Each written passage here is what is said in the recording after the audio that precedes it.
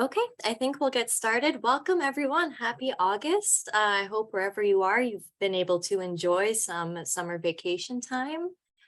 Today, we have Dr. Nick Dionne-Odom from the PCRC presenting Introducing Factorial Trial Design within the Multi-Phase Optimization Strategy, the Project Cascade exemplar. Just a few housekeeping items. Attendees are muted and video cannot be turned on.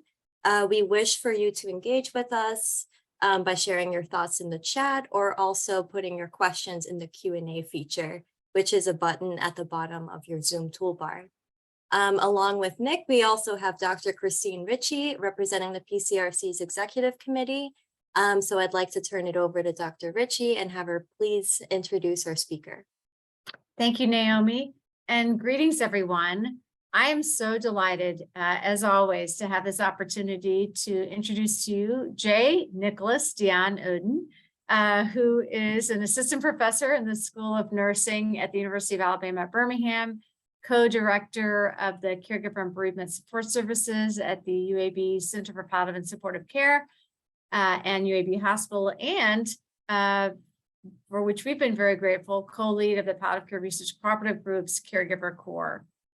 Nick is board certified in hospice and palliative care with 10 years of clinical experience in ICU critical care and also 10 years in telehealth community-based palliative care. So the whole spectrum from intensive inpatient care to the community. His research focuses on developing and testing early palliative care coaching interventions for family caregivers of persons with advanced cancer and also heart failure, with a particular emphasis among rural dwellers and African-American individuals using, as you'll hear about today, a multi-phase optimization strategy. He's currently funded by the National Cancer Institute, the Gordon and Betty Moore Foundation, and the Canby Health Foundation. And really, this bio does not do him half justice. He's a remarkable researcher, collaborator, and great person to learn from. Dr. Dionne-Odom, it's all yours. Thanks so much, Dr. Ritchie. And I would be remiss if I didn't say that Christine is one of my mentors and has been such a critical part of my career and its development. And I just could not be more grateful for all of her guidance over the years, both professionally and personally. So thank you. So I get to geek out today. I really like this topic. I really like this design of a clinical trial design that I think in palliative care really allows us to ask new, interesting questions. I think as a field, we've been focused a lot on sort of these big questions of is palliative care effective? And now I think it's time we go to maybe the 2.0 version of our palliative care research and start to think about really what are effective components of palliative care and all the different things that we do. And perhaps one might question, do we have a research design that can actually do this? And the answer is yes. And I'm really excited to share what that looks like. So click along here. So big components are sort of the big question here. How do we know what components of an intervention are effective? And a few years ago, I was part of a meta-analysis, a systematic review, seminal paper by colleague Dio Kelly-Ratos at Emory, looking at the association between palliative care interventions and patient and caregiver outcomes. And after reviewing about 40-something trials, one of the key conclusions that we came out of that paper with were really this need to identify not just that palliative care is effective, but like what components are effective. If I go into a room and I see Dr. Timmels on the call, if she goes into a room and we start doing things with the patient and family, is that really the same thing? Are we doing the same thing when we walk into the room? I assume we kind of have different styles. So what exactly is it about what we're doing in that room that's different? And up until now, we've just sort of lumped ourselves together as palliative care. And so this raises the question, are there effective components of what we're doing in that room that are actually effective? So a few years ago, I met really the progenitor of the multi-phase optimization strategy. Her name is Linda Collins. She was at Penn State. She's now at NYU. And she wrote a couple of books that really outlined the multi-phase optimization strategy, allowing us to ask questions about the components of effective interventions. If any of you are interested in really taking very deep dives on this topic, these are the two books I would recommend. One is sort of the overview book, and then one is on advanced topics. That's a edited book. So here is what Dr. Collins proposes. When we do interventions, when we test them, we're testing a bundled package. We put a bunch of stuff together, and then, it's comprised of a variety of components. I mean, I have 4 here, but, you could imagine an intervention of any kind being composed of a whole universe of things. And we just put them all together. And let's just say that one aspect of it is like a delivery method. One's some content that we're trying to teach. Maybe there's some skills training, and maybe something is reinforcement, like we call people every month or something like that. And what we do is we put that together to a total package, and then we test it. In this bundled package approach, we evaluate it via an RCT. And when we do that, maybe it's great. Maybe we have a positive trial. It's demonstrated to be better than usual care or whatever our comparator is. And yet there's still a lot that trial can't tell you about the intervention. First, it can't tell you which components are making a positive contribution. It can't tell you whether one component is having an impact on another component. It can't tell you whether a component's contributions is actually offsetting its costs. Some components cost a lot of money. It can't tell you whether all the components are really needed.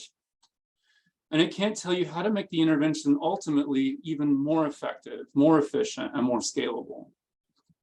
So what is an intervention component? It's virtually anything that you can conceive of that you could separate out for study.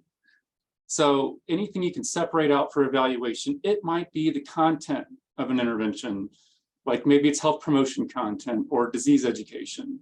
It might be the amount or exposure, like a single session or multiple sessions. If we're talking drugs, maybe it's a dosage amount. Maybe it's the delivery mode. Maybe an in-person encounter is superior in some way or not to a telehealth approach, which may or may not be superior in approaches to a text messaging platform or a web platform. Maybe you're trying to look at different behavior change techniques. Maybe it's motivational interviewing versus cognitive behavioral therapy. It could be an adherence strategy. Sometimes you just need people to engage. So maybe it's reminder phone calls or text messages. It could be a fidelity measure, like enhanced clinician training. Maybe it's timing. If it's a seminal event that your intervention is based around, maybe it's the timing of that intervention, whether it's before or during or after or long after. And maybe it's your interventionist type. Do you need a board, do you need like a board certified advanced practice nurse? I'm kind of expensive-ish, or would a community health worker do the job just as well, if not better, than other highly trained folks?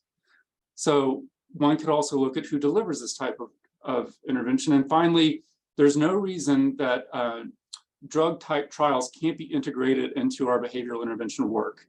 So, just a very simple, straightforward example, methylphenidate versus dextroamphetamine for fatigue. So the multi-phase optimization strategy. What the approach for this is that first we take all these components and we do what's called an optimization trial. That is not the same as a traditional 2-arm RCT. This is different. In that kind of trial, you're actually determining the performance of individual components and whether or not they interact. You then identify an optimized intervention, and then you evaluate it via an RCT. So I think one of the takeaways here is that I'm not bashing the RCT at all.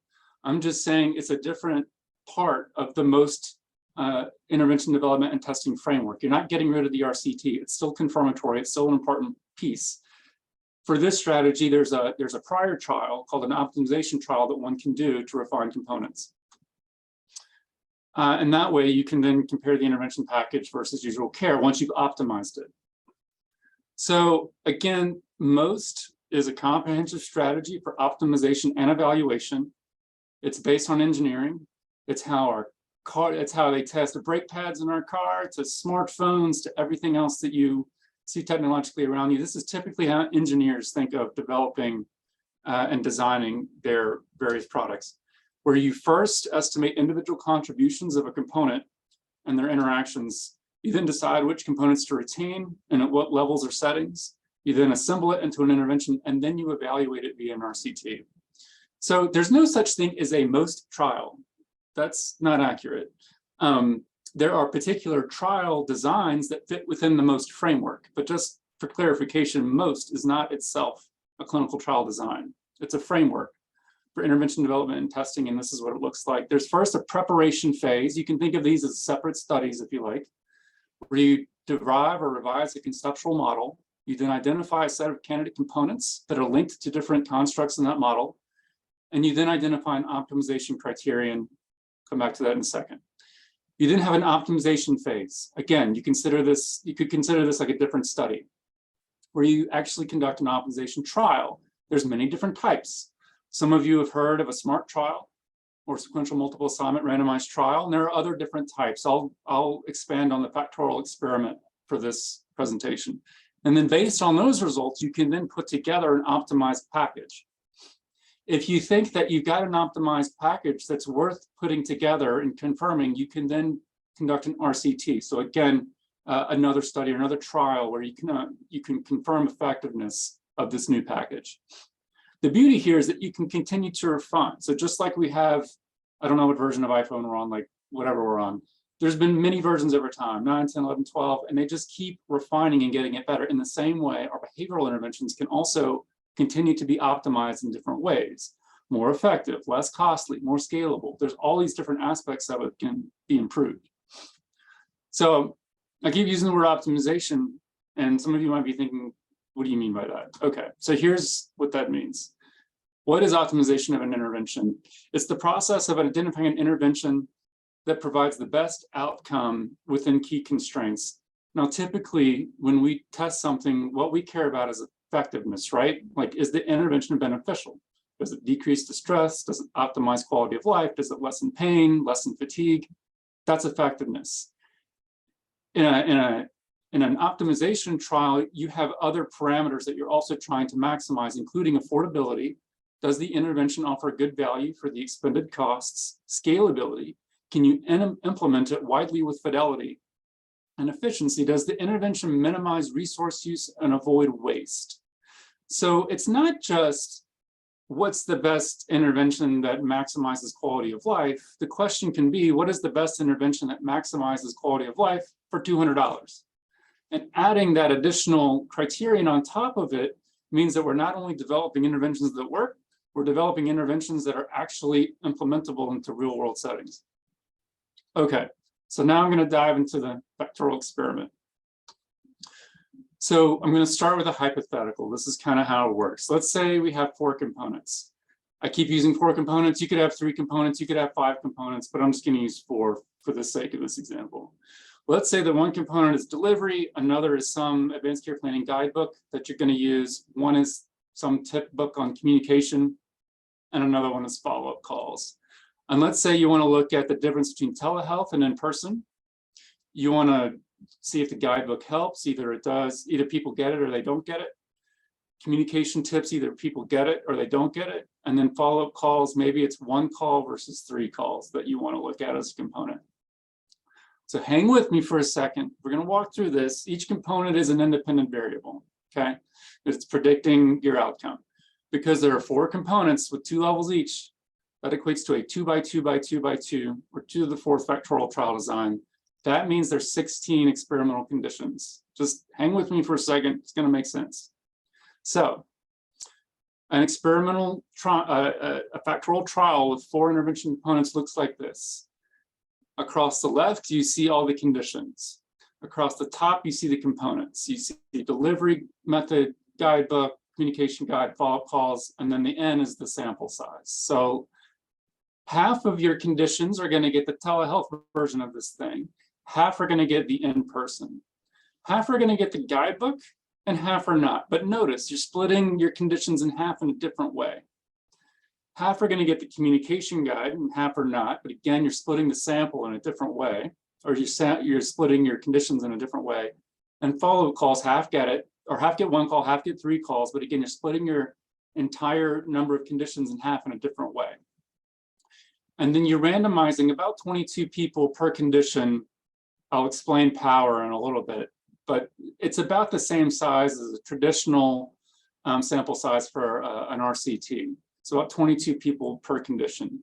What I want to emphasize right now, because I know a lot of you are thinking it, Is this a 16-arm trial? The answer is no, it is not. That is not what this is, and I'll say it again.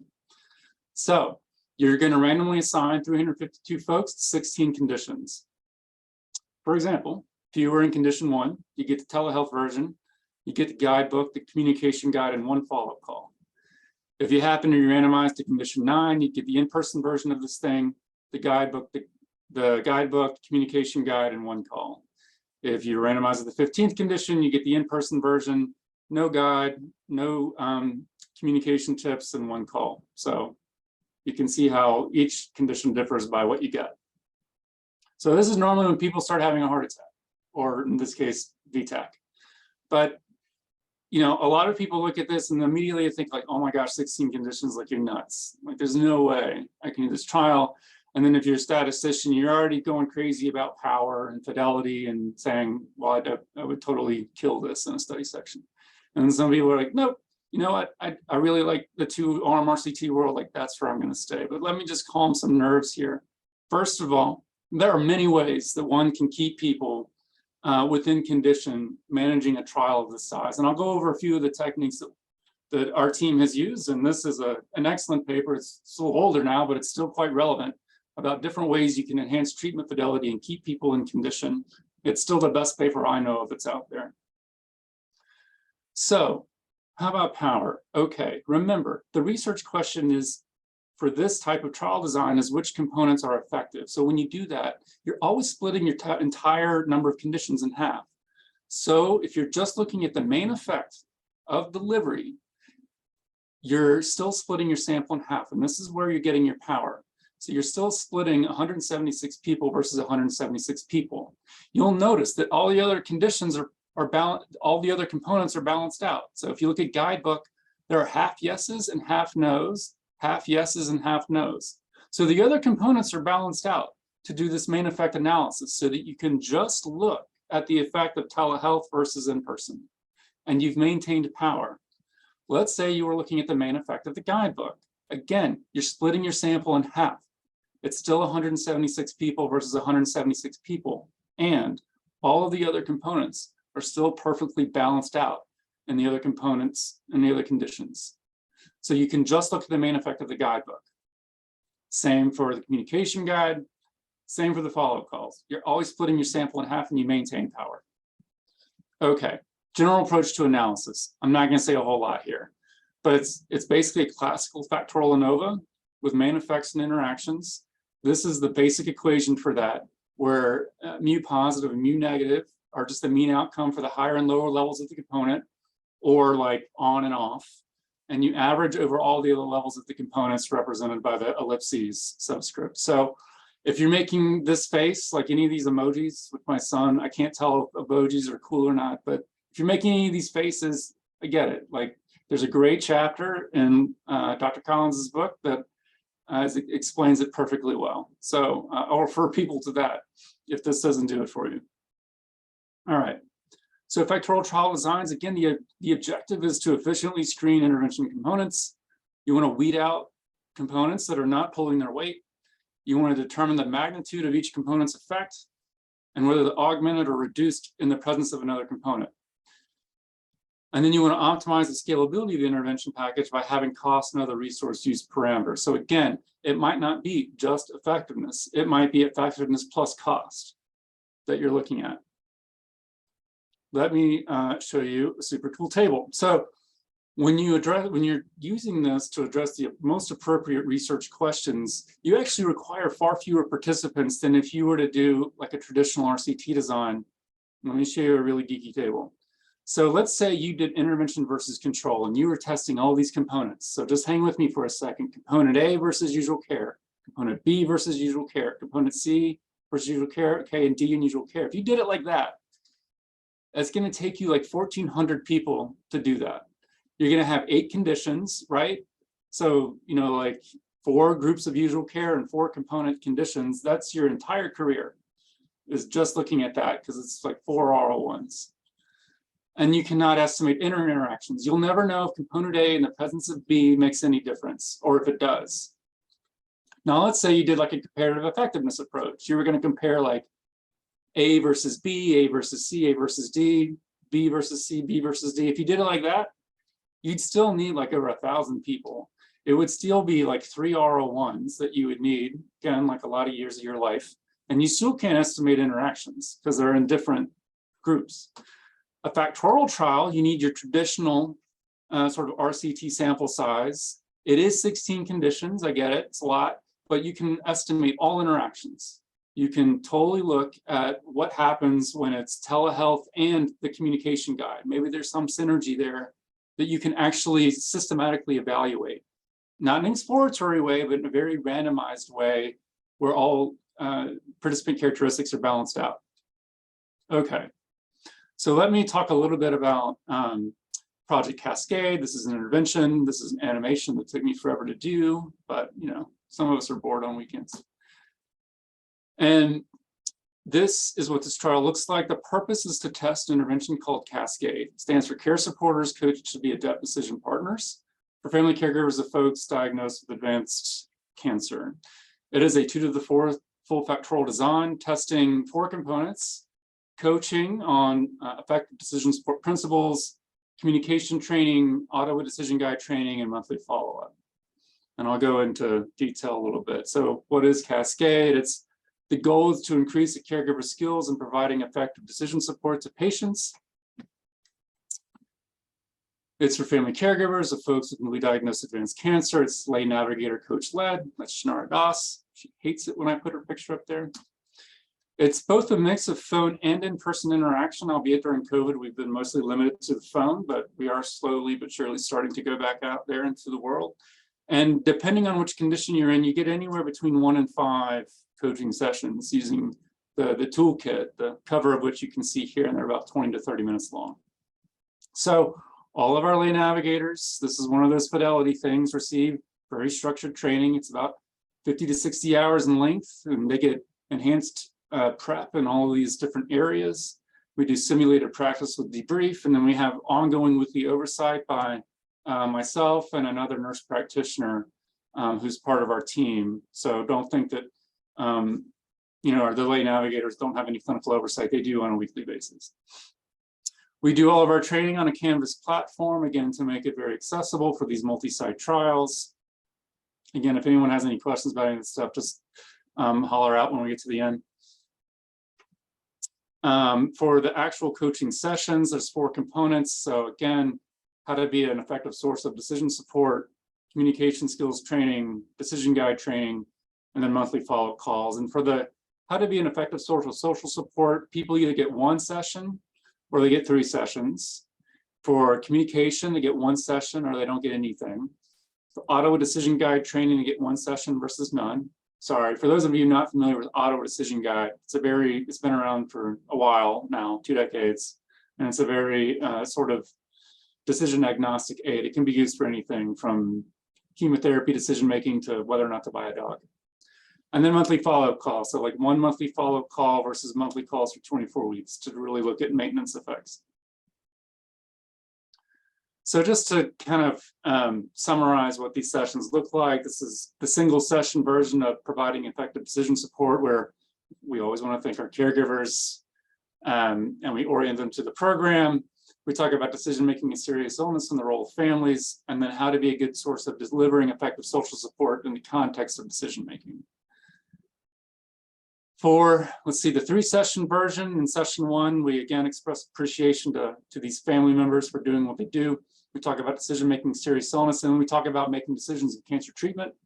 The 2nd session is focused on principles of social support effectiveness theory, which is the theory that undergirds a lot of this intervention.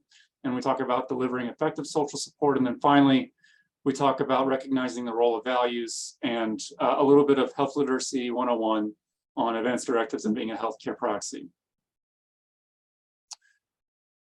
For the communication training, we talk about why communication is so hard when facing decisions in cancer. We do very much listening skills 101 and also expressing oneself effectively 101. Very simple, straightforward communication skills. And then for the auto decision guide, this is sort of a snapshot of what that guide looks like. We do an overall introduction to decision aids and how they could be used by families and patients to make medical decisions, and then how to specifically use the Ottawa guide. And then finally, we also do have monthly follow-up calls. And these calls, we ask about how the last month has been, any new decisions have been faced. And then we also provide some action planning support. We do reinforce prior session content. Coaches are reminded not to discuss content that was not included in any of the components that were not received in that particular condition. And then we follow up on any prior action plans. So this is a little bit about our action planning activity. At the end of each session, we do have an action planning activity where we ask people basically what's one thing you learned over the session you'd like to get better at. And then we do a little bit of sort of motivational interviewing, skills 101 here, where we have them set a goal. We ask about their confidence. We ask about barriers to reaching this goal. And then we have people set goals related to anything that they learned about within the sessions, as a part of this being something to really behaviorally activate people. All caregivers receive a toolkit. Normally, this might seem sort of mundane, but folks really like our toolkits. This is what it looks like. It functions as both a kit to hold both content and to be a medical organizer. So it comes with a calendar and a 3-hole punch and a bunch of other stuff that you can read there. But caregivers have really liked these toolkits and that dual way of being both a place to organize information and also to have content. This is what our toolkit looks like. I just took some random pages, but you can see it's a mix of content and note-taking. We have the action planning sheet there. We also, I took a snip on that bottom right. We spotlight some real life stories to try and help people in different ways imagine what it's like to make decisions in partnership with their patients. And then, yeah, that first page there will always outlines exactly what is in their condition. And so that means that we actually do have 16 different versions of the toolkit, which actually helps us keep things straight. So again, this is a 2 to the 4th design. This is the exact same table, more or less, that I showed you in the beginning. So again, if you get randomized to the first condition, you get 1 session of decision support effectiveness coaching, communication training, the guide, 1 call. If you go to 10, you get 3 sessions. You get communication training, the guide, and monthly calls indefinitely is actually the largest condition. And then you can see here how the different conditions are perfectly split in half, very similar to the first set of slides I showed you, where you half the conditions by the component that each person gets. So again, when we do the main effect analysis, we are maintaining power. It will be 176 folks versus 176 when we look at this main effect, when we're all said and done. Same with communication training. This is just a consort diagram way of looking at things. I actually think this is a little bit more overwhelming to look at, but you can see at the top that we screen, approach, and consent participants that are then randomized to 16 conditions. And then you can kind of see like the number of sessions that a person gets. So here's the 1 session version of social support effectiveness, and here's the 3 session version, right? Half and half. Here's the folks who get the communication training, the other folks don't. Here's the half that gets the auto decision guide training, the other half doesn't. And then here's a monthly follow-up, 1 call versus monthly. So you can see those are perfectly split. So because there's 16 different basically versions of Cascade, we thought there's something more interesting than calling them condition 1, 2, and 3, and we actually named them by animal. It actually does help to keep them straight. So it's aardvark, badger, crane, dragonfly. These are all the different versions. It actually helps us keep it straight. You're actually looking at the covers of all of our interventionist scripts. So we have 16 different versions of our coach scripts that they use to conduct sessions. And so when we randomize someone, we'll say, oh, they're in gecko, or oh, they're in kangaroo, or oh, they're in otter. And this just really helps us keep things straight whenever we're trying to make sure that people stay in condition. And it's kind of fun. So take-home points. I think a key research priority is that we really need to assess active components of palliative care. The multi-phase optimization strategy, it's not a clinical trial design, it's a framework for developing and testing interventions. And a factorial trial design, it's among the variety of optimization trial designs that test components of a multi-component intervention for not just effectiveness, but really for, the acronym is EASE, effectiveness, affordability, scalability, and efficiency. So And finally, while factorial trials are a little bit more complex to execute, it's certainly doable, and strategies are available to run these trials very smoothly. So I just want to thank my incredible research team. I know I see many of them on. You guys are amazing. Thank NCI for the funding. If you want to take a deeper dive into MOST and factorial trial design, I just kind of cherry picked some of the best resources that I'm currently aware of.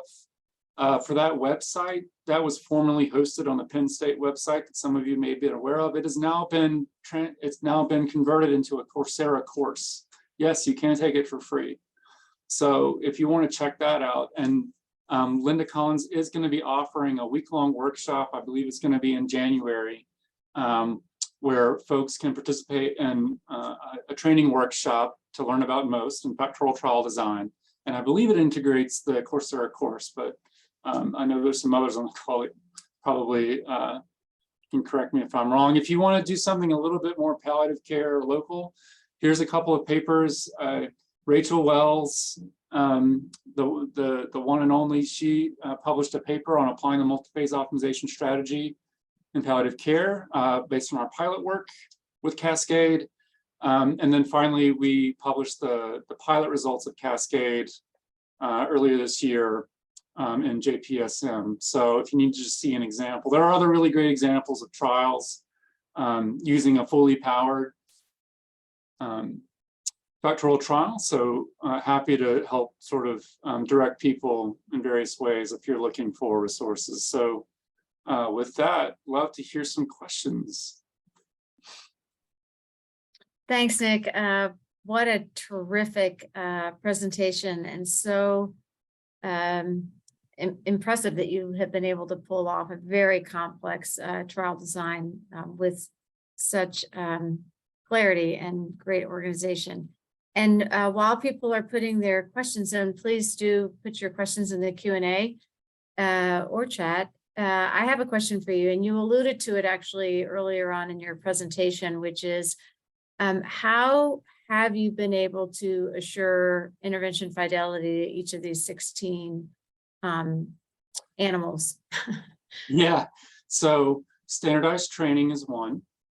Two, we have interventionist scripts that are specific to condition, so that when one is randomized, that script is what they are to use for that session. And so there's 16 different scripts.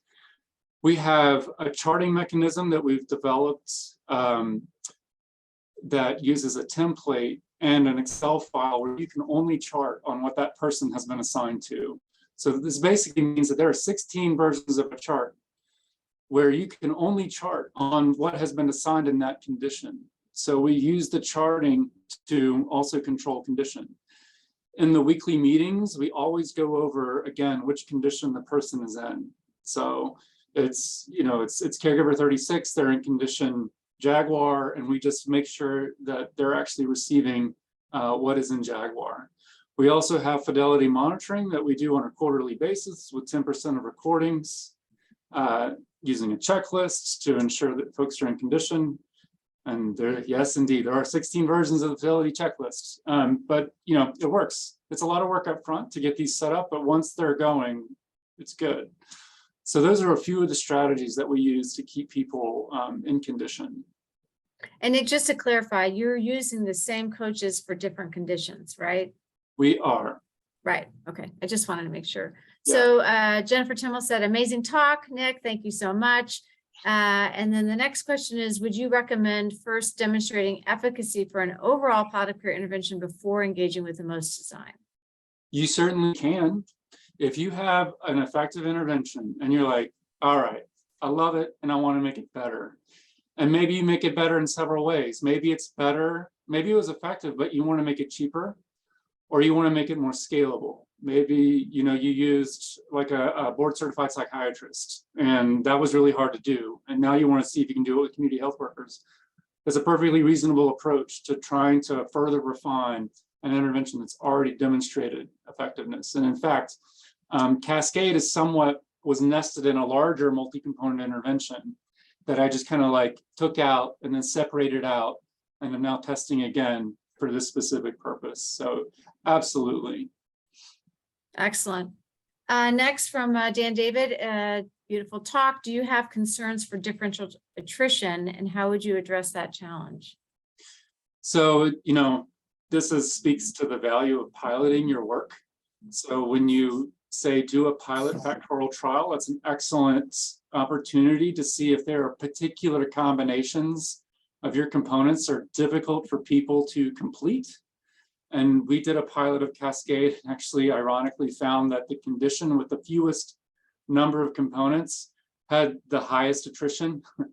And so, you never know what surprises you might get. But I think that one of the ways that you can address differential attrition is to look at individual conditions. And let me just add this point. Remember, when you're doing a main effective analysis, you're not looking by condition. You're splitting a whole half, a whole 8 in the context of a 4-component factorial trial. Like, you're looking at 8 different. So even if you have differential attrition in one condition, it's really going to wash out when you're splitting your entire number of conditions in half. So you can have a little bit of concern, but I wouldn't lose sleep over it if you just happen to have some differential attrition by a specific condition. Now, by component would be a different story, because now we're talking about people having trouble adhering to a whole component, which spans many conditions. And so again, something that piloting and prior work can help inform. Great.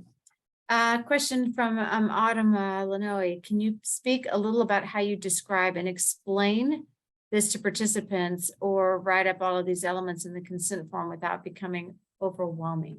Yeah, Autumn, great question. So this is one of those less is more. So in the consent form, we have a little very simple table, and we say, hey, we're testing this program. We have 16 different versions of it, and we just want to know which one works. And we give a table, and each of the table just has all the different combinations. And we say, you're going to get one of these, and you'll get something. We just don't know which one you'll get. And so the beauty is everyone gets something. No one gets nothing.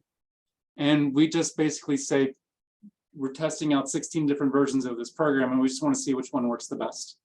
And that's honestly, it's simplistic and it's not technically accurate, but it's good enough for people to have a basic understanding of what we're doing, which is to try and test different versions of Cascade. And saying any more just makes it, I think, overly complicated. I'm happy to share consent forms with anyone who just needs a template or needs an example.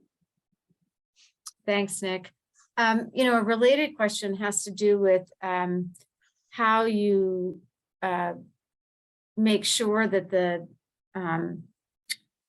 caregivers are, or excuse me, that the research participants are understanding how, like, what's going to happen to them during the course. And so I'm curious, I like the table. I would do that. But how do you talk about sort of the longitudinality of it? Yeah, so when the moment they're randomized, they get sent sort of their toolkit and an introductory letter. In that letter, we have a very infographic-y image of exactly what they've been assigned to. So very clearly showing you're going to get 3 sessions. These are what they're going to be about. Or you're going to get 4. And here's what they're going to be: monthly follow-up, data collection. We've made sure to very visually convey to people exactly what they've been assigned to. That same thing is in their toolkit. And the toolkit is divided into sections that matches their conditions. So again, reinforcing what exactly they're getting. So we try to make it very clear to participants, sort of what condition they got. Great. In that way. With respect to the pilot, what do you think is a reasonable number per condition for a pilot? So I think for like a 2-year something and another, where you've got like maybe a budget of like 80K a year, I think you can do, if you were doing just 3 components, 2 levels each, you would have 8 conditions. That's enough to populate about 5 people per condition. Wow, and that's about a total of 40 people. I think 40 might be a minimum for me, because I just want to make sure that there's no particular condition that's problematic for people. Like if everyone was dropping out, that particular combination of components might be an issue for people. So I think, you know, it's very like case by case basis. Whatever gives you confidence, there's not like a problematic condition that's gonna, yes, you're gonna have differential attrition, but it's not going to be a killer condition where like 0 people are going to be able to complete it. I think getting enough folks to go through that you have at least some information about that. Yeah, that makes sense. Great. Any other questions for Dr. Dionne-Odom? Well, this is incredibly practical and succinct and very useful presentation on a trial design that I think does tend to be confusing to people. So thank you for breaking it down for our community, and hopefully we'll see some more most trials out there in palliative care. I think that would be really terrific. And I'll turn it over to Naomi for our final announcements. Great, thank you so much, Dr. Dionne-Odom and Dr. Ritchie. Soon you'll see an evaluation come your way through email. Please do take a minute to complete that and let us know what you'd be interested in learning about in the future. And join us next month for the nuts and bolts of behavioral intervention development with Dr. Anna Maria Vronchanu. Please do visit our website to register. And also, we have exciting news that the PCRC is working with the Center for Aging and Serious Illness at Massachusetts General Hospital to start the Dementia Palliative Care Clinical Trials Training Program. So if you've participated in a clinical trials intensive, you may want to check this out. It's a little bit different. And to learn more about it, there's 2 introductory webinars coming up. The first Thursday at August 18th from 3:34 Eastern, and then again on Monday, August 12th from 9:30 to 10 Eastern. Please do visit the MGH Aging and Serious Illness.org website and register for those one or both of those sessions, if you will. On that note, thank you everyone so much, and please enjoy the rest of your summer. We'll see you in September.